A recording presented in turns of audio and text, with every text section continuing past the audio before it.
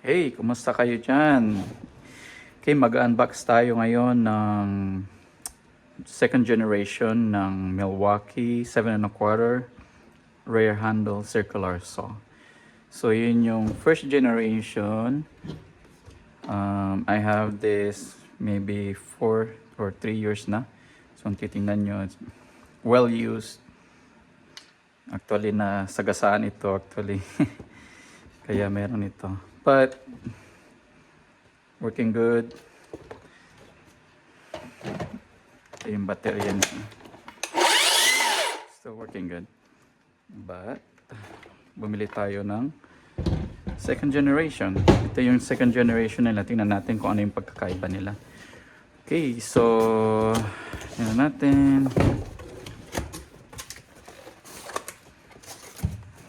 Unboxing. Okay.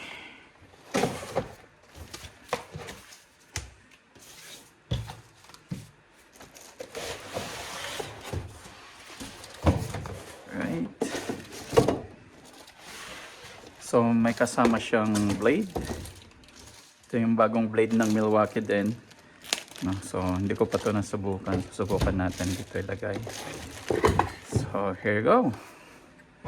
Ito yung bago nilang 7 and a quarter rear handle. Kung titingnan natin yung pagkakaiba nila. Oh, ito yung takip dito. Pwedeng tanggalin ito. Ito yung dust port na tinatawag nila. Maglalagay ng vacuum. Higupin niya yung dust. No? Pero I don't really need it.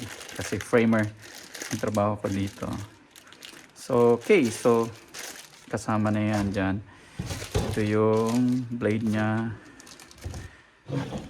Okay. So, pwede natin ikabit siguro. Okay, so ito yung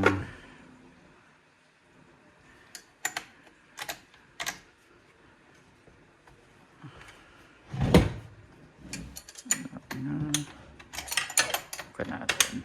Ilagay yung blade, bagong blade. Okay.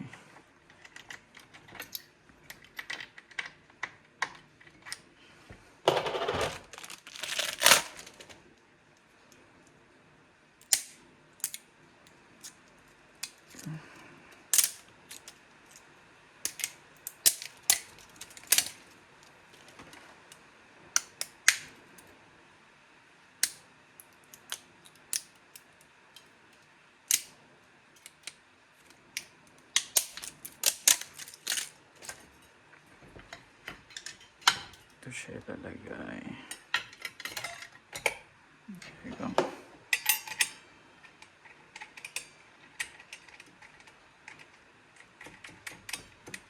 Right.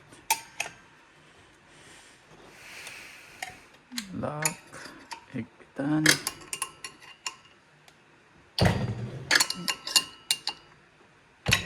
Okay, that's good enough. Okay, so ito na yung bagong rear handle ng Milwaukee. So titingnan natin yung pagkakaiba. This is a little bit smaller. Ito medyo malaki siya. Yan yung itsura niyan sa side. Ito malinis, ito marumi.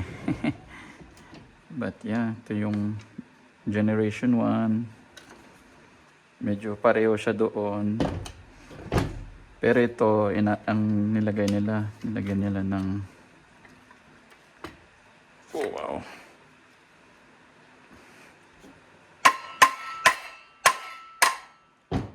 Wow. So nagki-click siya. Especially doon sa mga may yung laging ginagamit ng mga number 45, 22 half, and 22.5, 45. Yung laging ginagamit na number. So anyway, yun yung added na features nito, dust port. Tapos ito rin,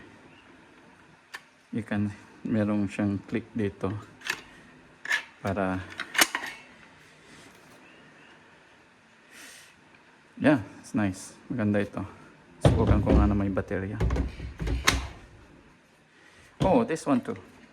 Titingnan mo yung niya. Ito yung safety features niya ngayon. Dati ito, Pindutin mo yan, tapos pindutin mo. Hindi mo siya mapipindot kapag hindi to pinipindot. So, ito, just switch lang siya. Hindi siya push button, switch lang. Oh, ganda. Okay, so stay tuned. Gamitin ko ito sa aking job site and we'll see kung paano siya mag-perform, mag-cut ng mga lumber. 2x4, 2x6, 2x8. Kung makapag-cut tayo ng 4x, 4x8, 4x6, 4x12. Tingnan natin. No? Okay, excited na ako and try this one. And if you like my video, follow me. And gusto kong i-share sa inyo kung paano gumawa ng bahay, paano mag-renovate, mag-fix. It's all about wood. Yeah. Tingnan natin. We'll see. Okay. Ako pala si Sherwin Garcia and one of the framer carpentry dito sa Hawaii.